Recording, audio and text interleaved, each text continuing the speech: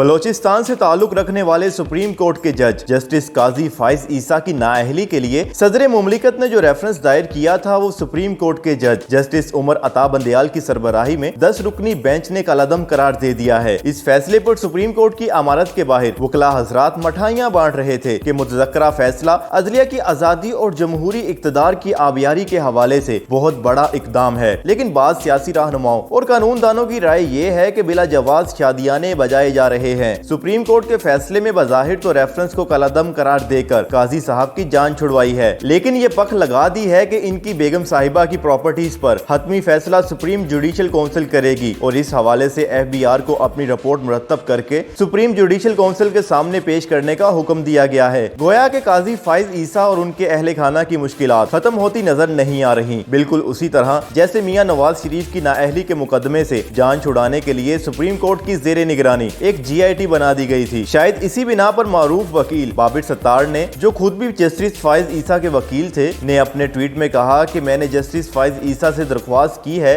क्योंकि मैं बैरून मुल्क हूँ, लिहाजा आपकी लीगल टीम में मजीद शामिल होने से कासिर हूँ। सुप्रीम कोर्ट के फैसले में शादियाने बजाने वाली कोई बात नहीं, बदकिस्मती से जितने हालात बदलते हुए नजर आए हकीकी तौर पर जूं के तूं रहते हैं। बाबिर सत्तार के मुताबिक इस फैसले के असरात सब पर वाज़िया होने चाहिए, लाइन में लग जाओ या प्रोसिक्यूट होकर निकाल दिए जाओ। शायद बाबिर सत्तार थोड़े जज्बात की रोह में बह गए हैं। सुप्रीम कोर्ट के सामने जस्टिस फाइज ईसा की अहलिया अपनी प्रॉपर्टी का खरा देने के हवाले से बयान जो सब जजों ने तस्लीम किया है के बाद शहजाद अकबर उनके खिलाफ जहाद यानी कामयाबी से हमकनार ना हो सके। बात बातें उस वक्त अयां होंगी जब तफसीली फैसला सामने आएगा। इसके बावजूद ये बात हैरान कुन है कि जस्टिस फाइज ईसा के खिलाफ केस 1 साल तक चलता रहा। इस दौरान वो उनके अहले खाना ज़हनी अजियत में मुब्तला रहे। क्या ही बेहतर होता कि रेफरेंस को जल्दी निपटा दिया जाता। ये बात सवालिया निशान है कि जस्टिस फाइज ईसा को किस कसूर की पादाश में सजा देने की कोशिश की गई, क्योंकि वजीर आजम इमरान खान की काबीना में अब भी बहुत से इनके करीबी साथी बैठे हैं जिनकी बैरून मुल्क कई प्रॉपर्टीज हैं। इनके खिलाफ कार्रवाई तो क्या नोटिस देने की भी नौबत नहीं आई। बकौल उनके वकील मुनीर ए मलिक, जस्टिस फाइज ईसा के सितारा उस वक्त गर्दिश में आया जब उन्होंने 2017 में फैजाबाद धरना के हवाले से कमीशन के सरबराह के तौर पर बरमिला इस धरने में एजेंसियों के रोल की निशानदही की। किसी की नीयत पर शक नहीं करना चाहिए, लेकिन ये हकीकत है कि हुकूमत उन्हीं रास्ते से हटाने पर तुली हुई थी। बाद सियासी मुबस्सरीन का दावा है चूंकि जस्टिस फाइज ईसा आजाद रूह जज हैं और 2023 में सीनियरिटी के लिहाज से वो चीफ जस्टिस के मनसब पर फाइज होंगे, लिहाजा उन्हें इससे पहले ही रास्ते से हटाना कलीदी अहमियत का हामिल है। ताहम बाज हवालों से ये बहुत दूर की कोड़ी लगती है क्योंकि तकनीकी तौर पर 2023 आम इंतखाबात का साल होगा। जस्टिस फाइज ईसा कायदे आजम मोहम्मद अली जना के दस्ते राज काजी मोहम्मद ईसा के फर्जंद हैं, जिन्होंने कायद के हुक्म पर बलोचिस्तान में मुस्लिम लीग नून की बुनियाद रखी थी। अगर एक छोटे सूबे से मुहिब्बे वतन खानदान का चश्मो चराग जो काबिल जज भी है कानूनी और आईनी तरीके से चीफ जस्टिस बनता है तो इसकी राह में रुकावटें नहीं पैदा करनी चाहिए। दरअसल हमारी हुकूमतों का ख्वाह वो जमहूरी हो या फौजी या नीम फौजी, अमूमी तौर पर छोटे सूबों बिलखसूस बलोचिस्तान के साथ रवैया इम्तियाजी ही रहा है। जुल्फकार अली भुट्टो ने पाकिस्तान को एक पार्लिमानी वफाकी मुतफिका आइन दिया जिसके लिए इस वक्त की अपोजिशन रहनुमाओं ने, जिनमें वली खान, मुफ्ती महमूद, प्रोफेसर गफूर और चौधरी जहूर इलाही जैसी शख्सियात शामिल थी, मुकम्मल साथ दिया। लेकिन इस आइन के तहत वजीर आजम बनने के बाद 1 साल के अंदर अंदर उन्होंने बलोचिस्तान में नून पे और JUI की हुकूमत को बरतरफ कर दिया, जिसके नतीजे में पूरे 4 बरस तक खाना जंगी होती रही जो बिला आखिर भुट्टो के इख्तिदार के खात्मे पर मंतज हुई। लेकिन हमने इससे भी कोई सबक नहीं सीखा। आज भी पाकिस्तान के रकबे के लिहाज से सबसे बड़े सूबे की शख्सियात को शको शुबा की निगाह से देखा जाता है। गालबन वजीर आजम इमरान खान को क़याम पाकिस्तान की तहरीक का अदराक नहीं, वरना वो सिंध में बैठ कर ये न कहते कि NFC अवार्ड्स 18वीं तरमीम के तहत सूबों ने वफाक को बेइख्तियार और कलाश कर दिया है। लिहाजा इस फार्मूले और आईनी तरमीम में रद्दो बदल करना पड़ेगा। जाहिर है कि आइन कोई आसमानी सहीफा तो नहीं है, ताहम इसमें सिर्फ अफवाहों, तफहीम और इत्तफाक़ राय से ही तरमीम हो सकती है। लेकिन फिलहाल इस रवैये का फुकदान नजर आता है। हुकूमत को चाहिए कि कोविड-19 और इकोनॉमी के संगीन तरीन मसाइल हल करने पर अपनी भरपूर तवज्जो दे। आज के पाकिस्तान में मरकजियत पसंदी के रवैये नहीं पनप सकते और माजी की तारीख इस पर गवाह है।